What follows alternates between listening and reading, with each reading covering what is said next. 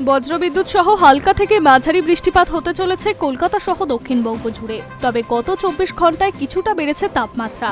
আগামী 7 তারিখ পর্যন্ত টানা ঝড় বৃষ্টির পূর্বাভাস দিয়েছে আবহাওয়া দপ্তর। দক্ষিণবঙ্গে সেই ধারা অব্যাহত থাকবে। মঙ্গলেও বৃষ্টি হবে। মঙ্গলবার ঝড় বৃষ্টির দাপট কমলেও বেশ কয়েকটি জেলায় ভারী বৃষ্টিপাত হতে পারে। মঙ্গলবার বজ্রবিদ্যুৎ সহ ভারী বৃষ্টির সম্ভাবনা রয়েছে হুগলি, পূর্ব বর্ধমান, উত্তর 24 পরগনায়। সঙ্গে 40 থেকে 50 কিলোমিটার গতিবেগে দমকা বাতাস বইতে পারে। এছাড়া কলকাতা, হাওড়া, হুগলি, উত্তর ও দক্ষিণ 24 পরগনা সহ বাকি জেলাগুলিতে বজ্রবিদ্যুৎ সহ হালকা বৃষ্টির সম্ভাবনা রয়েছে। একই ট্রেন্ড থাকলে বুধবার থেকেও ঝড় বৃষ্টির সম্ভাবনা কমবে দক্ষিণের জেলাগুলিতে। বৃহস্পতিবার ও শুক্রবার শুষ্ক আবহাওয়া থাকবে দক্ষিণবঙ্গে, সাথে তাপমাত্রা বাড়বে। মঙ্গলবার কলকাতা সহ দক্ষিণবঙ্গের সব জেলায় ভিজতে পারে।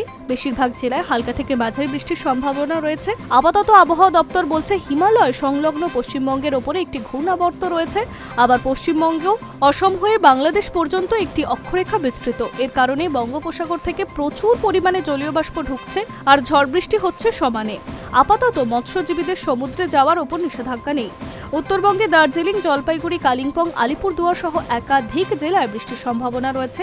কোচবিহার, মালদা, দক্ষিণ দিনাজপুরে বজ্রবিদ্যুৎ সহ বৃষ্টির সম্ভাবনা রয়েছে। সঙ্গে বইতে পারে ঝোড়ো হাওয়া। তবে আপাতত ঝড় বৃষ্টির দাপট কমবে মঙ্গলবার। বুধবারের পর থেকে শুষ্ক আবহাওয়া থাকবে, এমনটাই জানাচ্ছে হাওয়া অফিস। High news network.